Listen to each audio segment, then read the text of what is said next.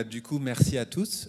Emeline et moi, on est ravis d'être ici. Avant de rentrer dans le vif du sujet, on va juste d'abord remercier les sponsors et les partenaires de l'événement. Merci à eux pour l'invitation. Alors, on va se présenter tout de suite. Emeline, tu commences ? Merci Mehdi. Bonjour à tous, merci d'être là. Donc, je m'appelle Emeline Davico, moi je suis Chief Transformation Officer à la RATP au département métro. Donc en gros, j'accompagne les transformations de notre département qui est en charge de l'exploitation des 16 lignes du métro parisien. Ok, et donc moi je suis Mehdi Aitamou au sein du groupe RATP. J'ai 2 casquettes, celle qui va nous intéresser aujourd'hui, celle de responsable de l'usine digitale. Et vous le verrez, j'ai une autre casquette dont on reparlera en fin de présentation. Je suis aussi responsable d'une belle entité au sein de la DSI du groupe RATP, une entité qui est en charge de la conception, de la réalisation et du maintien en conditions opérationnelles de l'ensemble des systèmes d'information. Okay.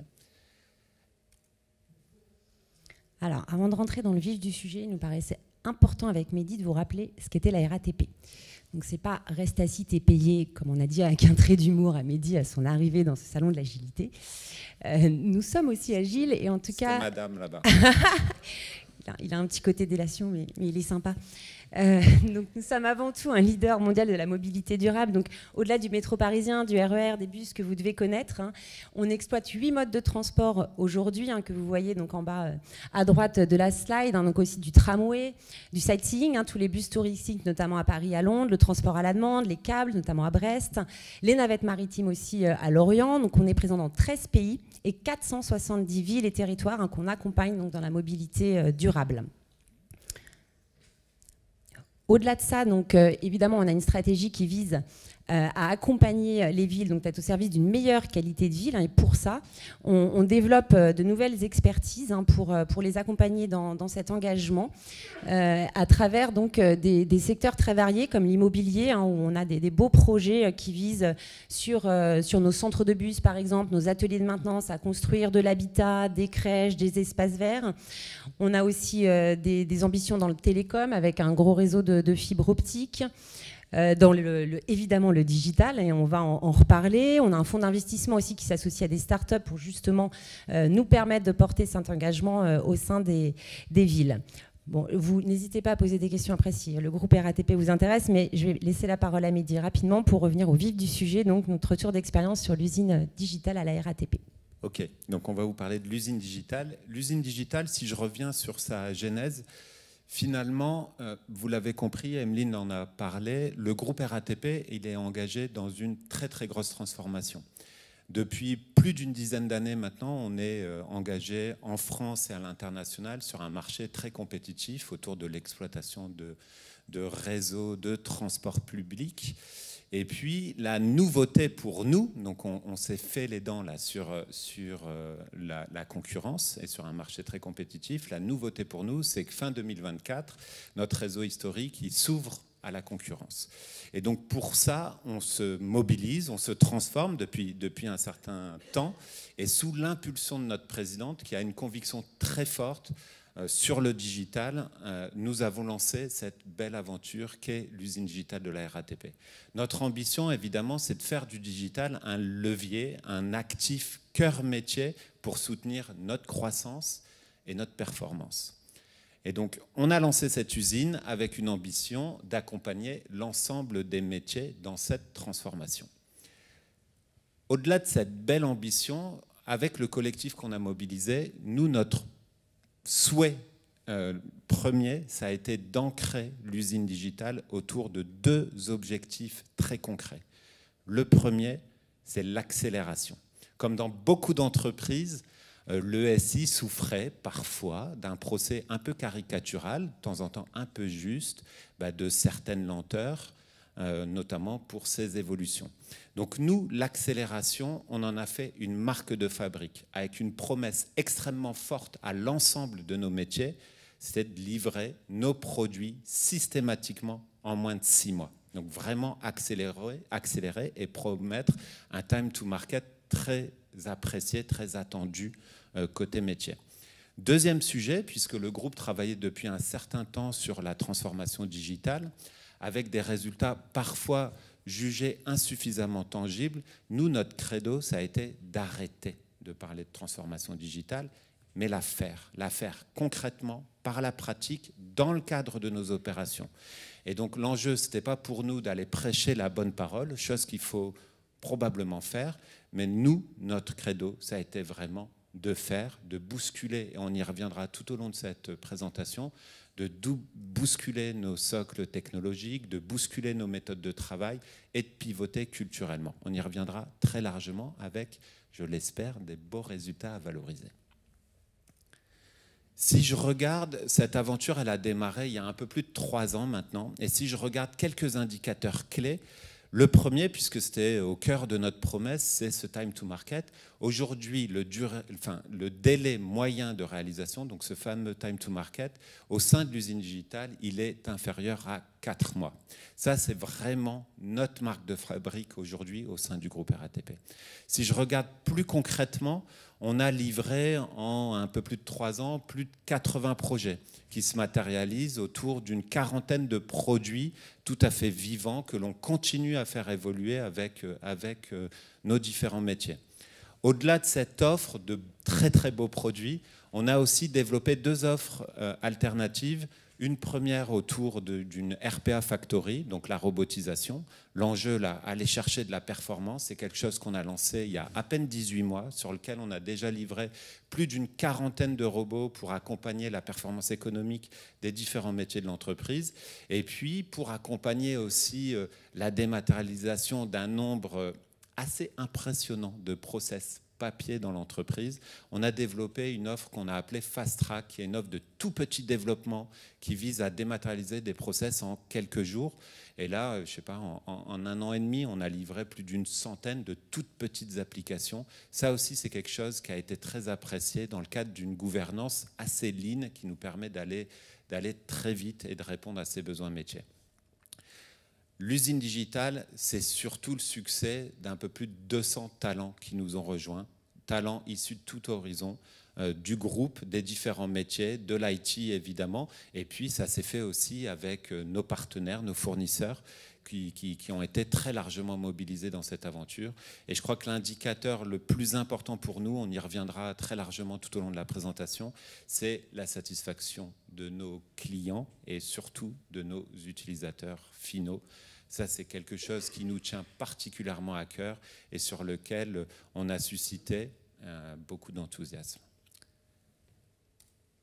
Alors, pour qui on a travaillé? On a travaillé absolument pour tout le groupe. Le groupe, c'est un groupe extraordinaire avec des métiers extrêmement variés. Nous, on a surtout voulu mettre l'accent sur l'accompagnement de notre cœur métier, en particulier les départements d'exploitation, ceux qui font tourner notre offre de transport tous les jours, et puis nos départements de maintenance également. Ça a été nos principaux clients. Donc je pense à nos directions RER, nos directions métro, qu'Emeline représente aujourd'hui, mais aussi à tous nos espaces gare-station et surtout à nos mainteneurs de matériel roulant, donc les trains, nos RER, nos métros, nos tramways, mais aussi nos infrastructures. Donc c'est essentiellement pour ce cœur de métier que nous avons travaillé, même si on a aussi, en particulier avec la RPA Factory, servi pas mal de fonctions support.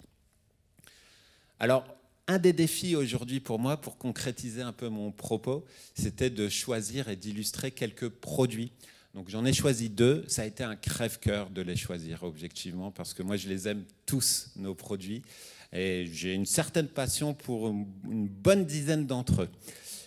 Alors si je devais illustrer un produit qui parle beaucoup et qui offre énormément de sens, c'est un produit qu'on appelle Serval, qui nous a permis de beaucoup progresser sur la maintenance prédictive.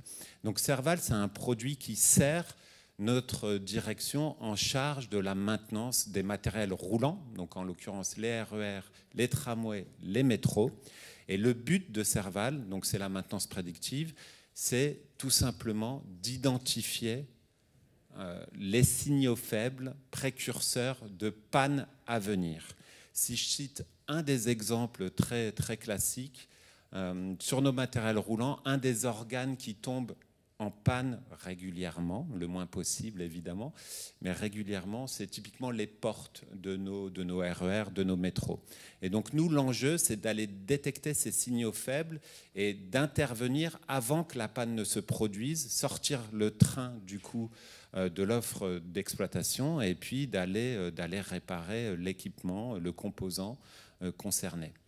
C'est un produit qui nous passionne parce que, d'un point de vue tech, et c'est quand même dans notre ADN, c'est un produit qui a associé des technos à la fois de pointe, de la data, de l'IA, de l'IoT, mais qui a aussi associé à des technologies qui sont beaucoup plus anciennes et qui ont des cycles de vie très longs. Je pense en particulier à nos systèmes industriels embarqués dans ces matériels roulants, dans ces trains, dans ces RER, dans ces métros. Et donc, d'un point de vue tech, ça a été un sujet passionnant d'associer tout ça. Mais nous, ce qui nous a surtout plu, finalement, c'est le sens et les résultats qu'on est allé chercher avec ce beau produit. Un sens absolument essentiel pour nous, c'est la qualité de service offert à nos voyageurs. C'est aussi la performance économique que l'on a offert au groupe RATP en étant en capacité de produire avec davantage de précision son offre de transport. Si je cite un exemple, un chiffre qui illustre nos résultats sur les portes, l'équipement que je vous citais, grâce à Serval, c'est entre 30 et 40% d'incidents que nous détectons avant et donc qui ne se produisent pas concrètement, avec un impact très positif sur nos voyageurs. Voilà, un bel exemple de produit.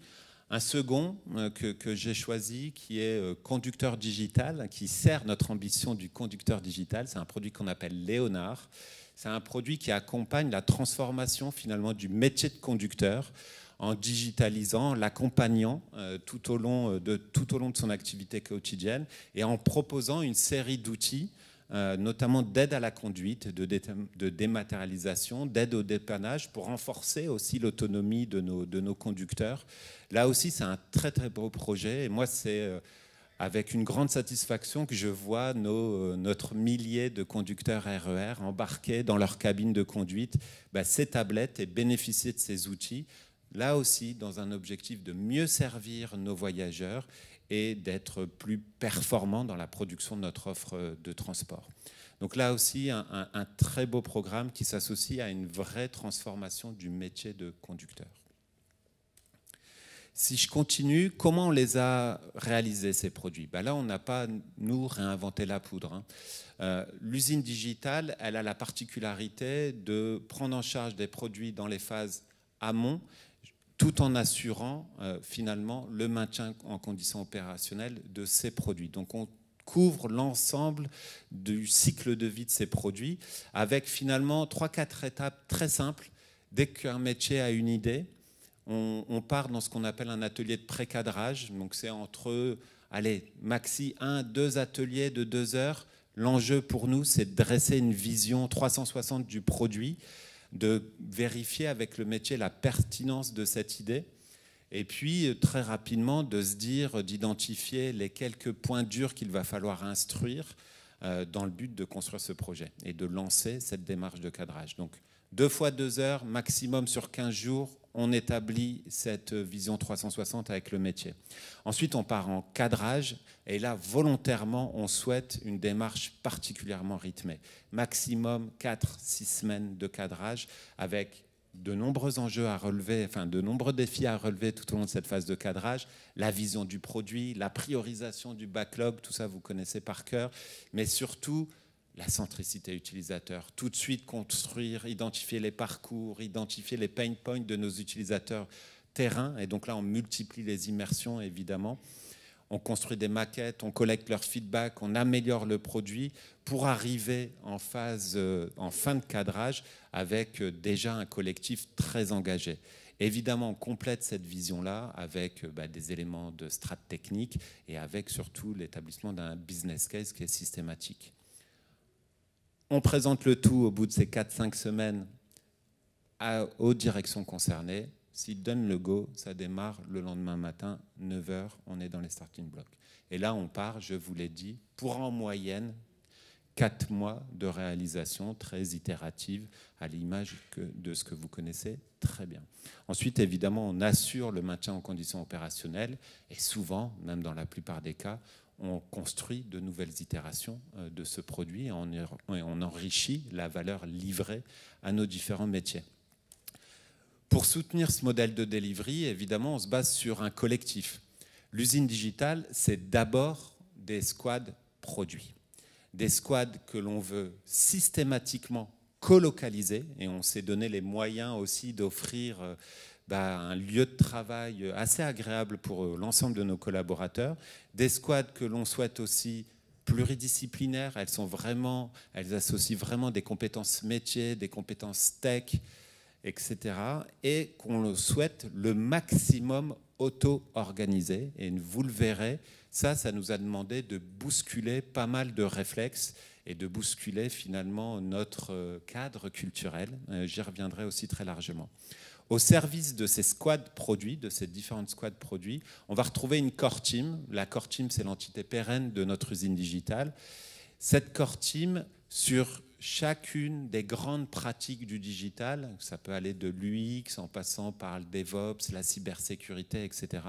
On va retrouver des acteurs, des leaders de pratiques qui sont chargés de définir, de co-construire le cadre de travail, d'animer en transverse dans nos communautés ces pratiques, d'enrichir ce cadre et puis de construire les assets associés. On y reviendra, on a beaucoup investi dans notre outillage, dans le cloud, dans notre design system. Ça aussi, ça a été le succès de l'usine digitale.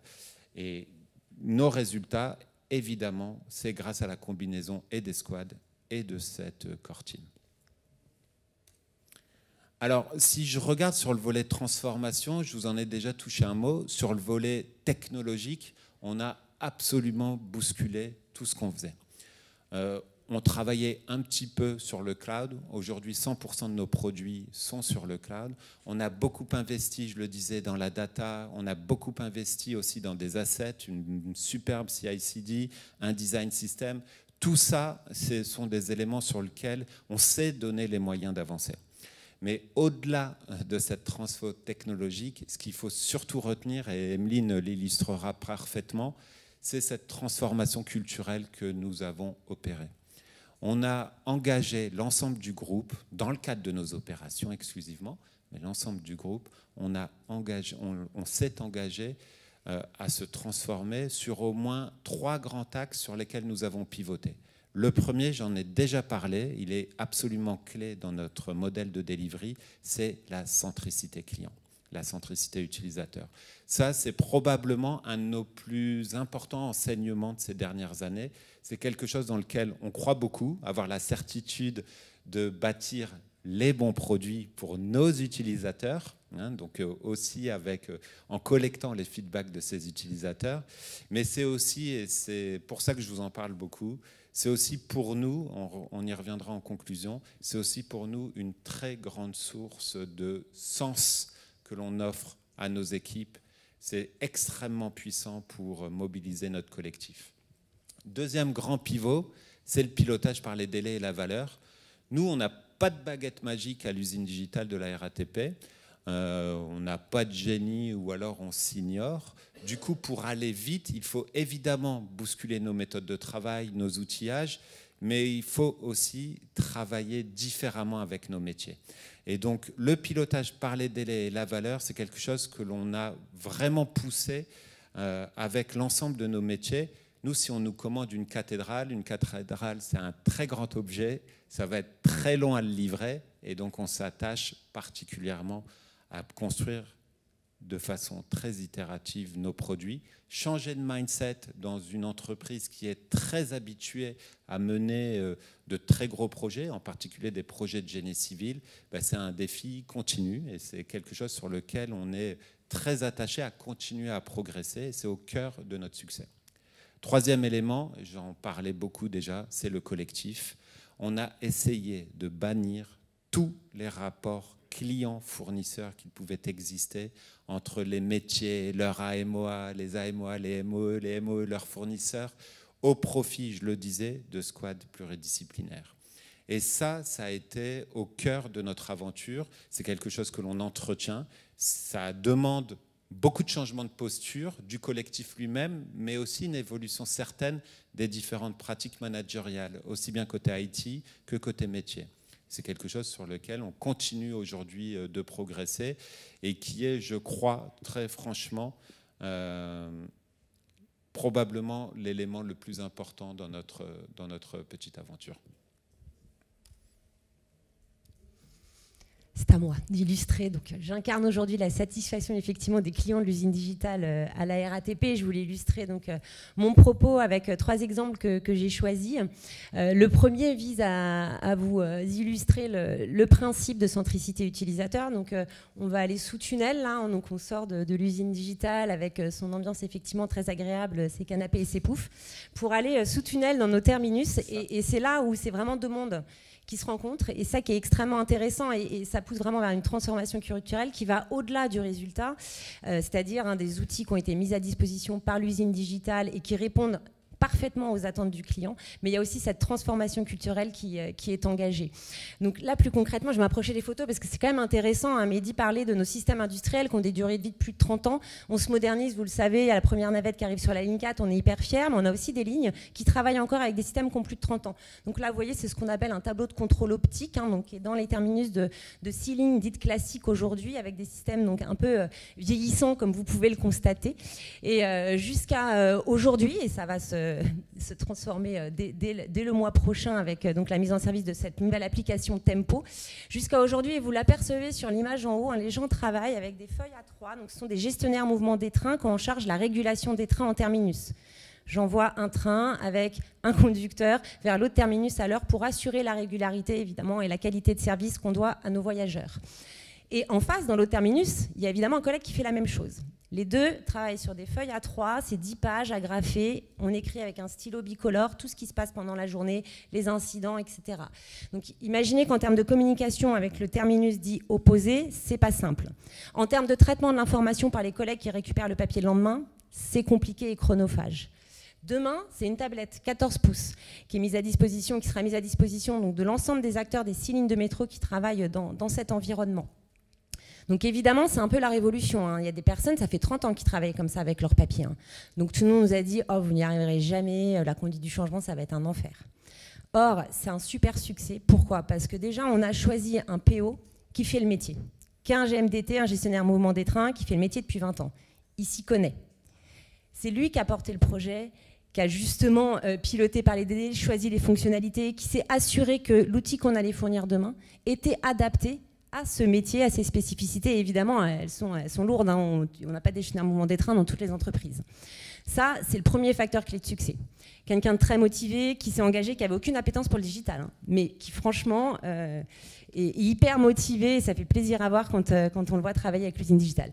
Le deuxième facteur clé de succès, c'est qu'ils ont passé, toute l'équipe, mais même les développeurs, ont passé du temps en terminus, sous tunnel, pour comprendre comment les gens travaillaient, pour expliquer ce qu'on allait proposer comme outil demain pour leur faciliter leur quotidien et pour être sûr que ce qu'on proposait répondait bien à leurs attentes en termes de résultats, de satisfaction par rapport à tous les process et leur activité au quotidien, mais aussi en termes d'ergonomie par rapport à leurs habitudes. Et ça, c'est un vrai succès. Vous le voyez, Sylvain, là, c'est mon chouchou, je l'adore. C'est vraiment, pour moi, c'est un superbe projet parce que ça prouve qu'on peut avoir travaillé pendant 20 ans dans des environnements comme ça et porter un projet comme celui-ci parce qu'on est accompagné d'expertise de l'usine digitale et effectivement d'un état d'esprit qui permet de faire ça tous ensemble. Voilà pour le premier exemple. Je pourrais en parler des heures, mais on va passer au deuxième. Pardon, donc sur Live Traffic.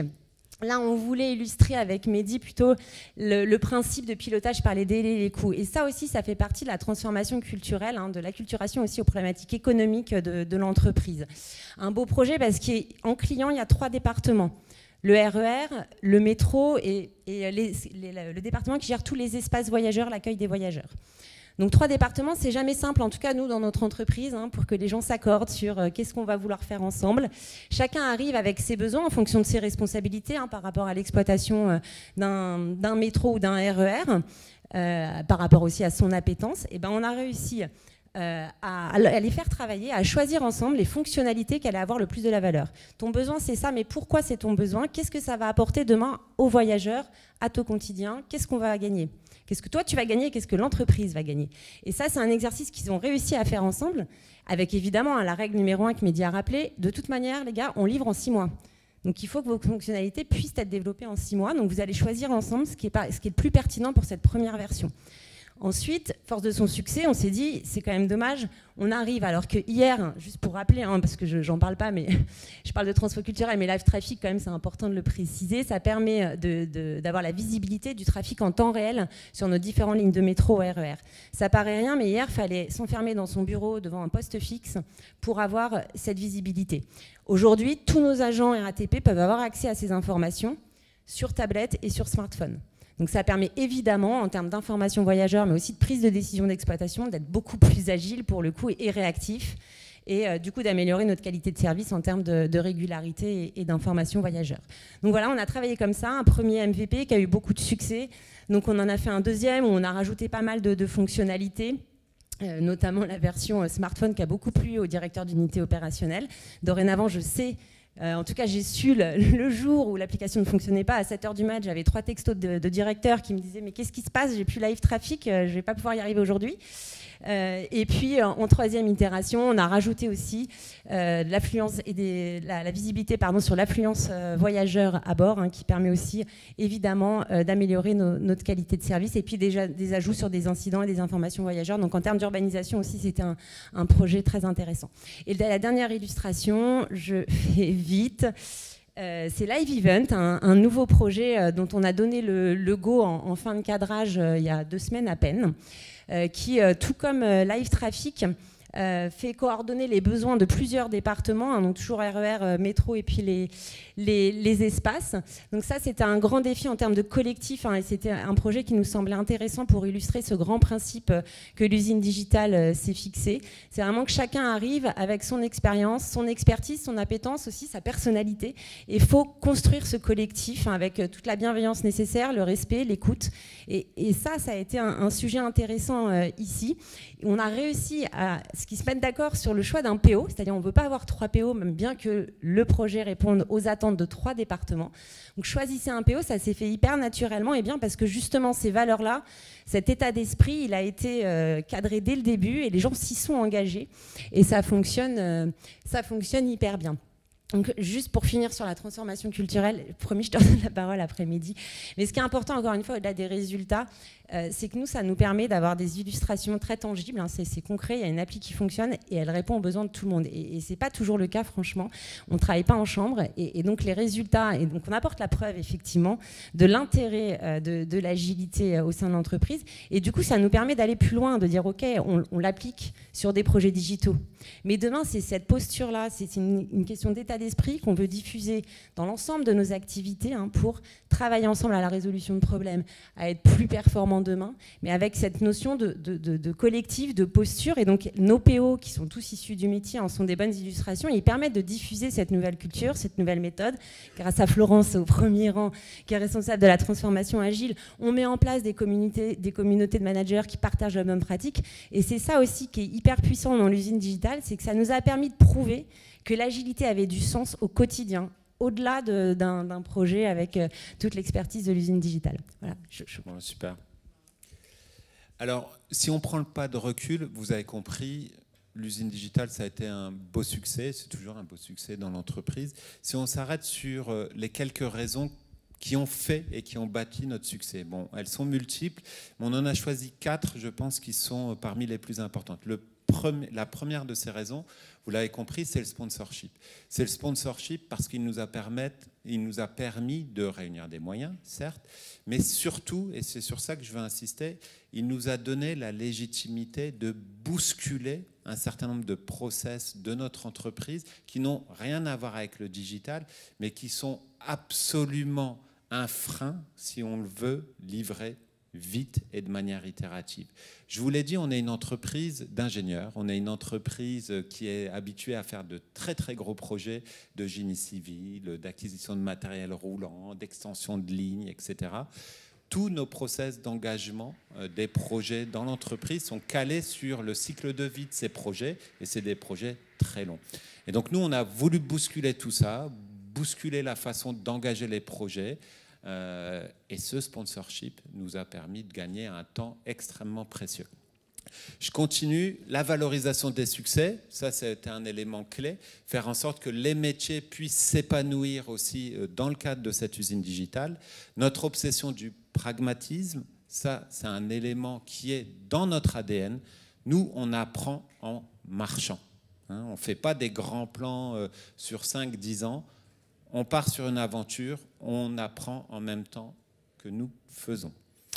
Et puis le dernier point, le plus important, vous l'avez compris, et je reviens sur la centricité utilisateur, c'est l'envie et l'enthousiasme qu'il y a au sein de nos collectifs, aussi bien côté IT que côté métier.